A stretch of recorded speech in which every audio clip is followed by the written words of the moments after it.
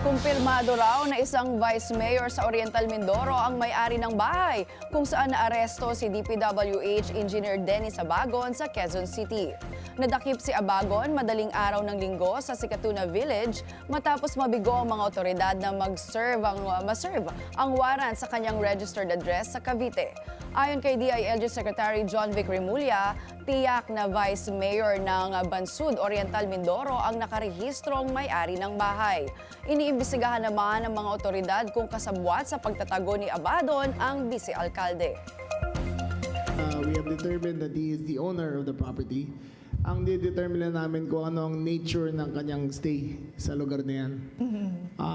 So until we determine kung he was renting or he was being hidden, wala pa kaming definite statement kung anong status ng kanyang investigation. We cannot say until we determine the exact state of the arrangement.